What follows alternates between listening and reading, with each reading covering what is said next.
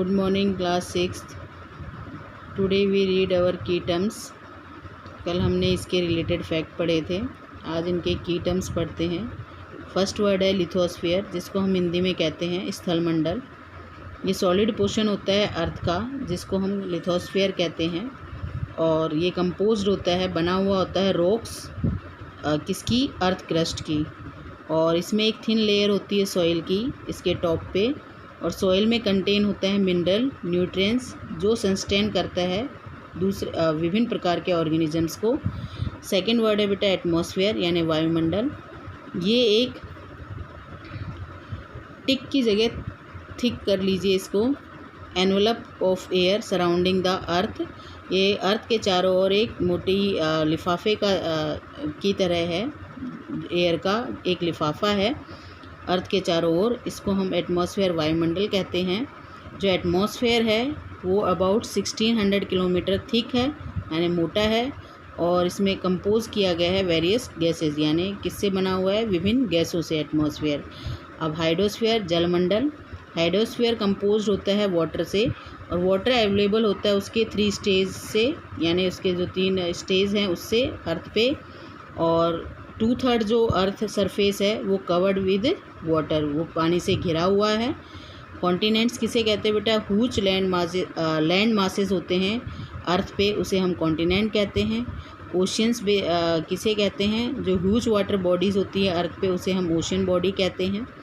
इथूसमस है एक narrow strip land जो ज्वाइन करता है 2 लैंड मासेस को, उसको इथूसमस कहते हैं। अब हम देखेंगे अपने पॉइंट टू रिमेंबर यानी याद करने के लिए जो बिंदु है। 4 मेजर डोमेन्स है बेटा अर्थ के, lithosphere, atmosphere, hydrosphere and biosphere. तो जो एटमॉस्फेयर है वो डिवाइड होता है 5 लेयर्स में। ये बेस्ड होता है कॉम्पोजिशन से, टेम्परेचर से, और दूसरी प्रॉपर्टीज़ होती हैं। और डिफरेंट लेयर्स जो होती है एटमॉस्फेयर की वो है ट्रोपोस्फियर, स्ट्रेटोस्फियर, मिसोस्फियर, थर्मोस्फियर जिसको आइनोस्फियर भी कहते हैं, और एक्सोस्फियर।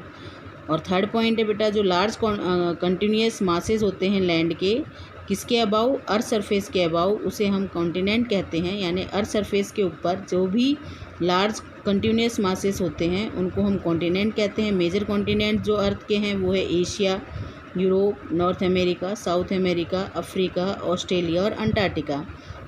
एशिया क्या है बेटा, लार्जेस्ट कॉन्टिनेंट है।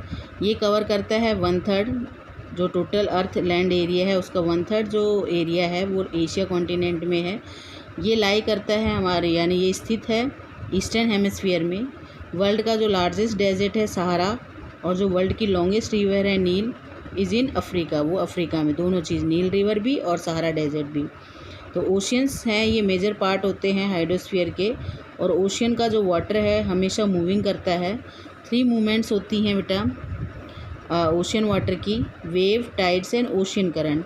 तो जो 4 मेजर ओशियंस हैं, पैसिफिक ओशियन है, अटलांटिक ओशियन है, इंडियन ओशियन है और आर्टिक ओशियन है। और जो लार्जेस्ट प्रपोर्शन है फ्रेश वाटर का is in the form of glacier, glacier यानी हिम नदी के रूप में है। ओशनिक क्रस्ट जो है form surface of the ocean basins, और कंपोज होता है ये सिलिका और मैग्नीशियम से, और इसको कहा जाता है सीमा। और देयर इज़ ए नीड, ज़रूरत किसकी है कि हम लिमिट में यूज़ करें रिसोर्सेज को। ये इम्पॉर्टेंट है हमारे बैलेंस को मेंटेन करना, किसका बैलेंस, नेचर का, between the lithosphere, atmosphere, hydrosphere. इन तीनों के अंदर बैलेंस मेंटेन करने के लिए ये ज़रूरी है कि हम लिमिट में अपने रिसोर्सेज का यूज़ करें। तो आज हमने अपने चैप्टर के की टर्म्स और पॉइंट टू रिमेंबर पढ़ा। कल से इसकी एक्सरसाइज स्टार्ट हो जाएगी बेटा।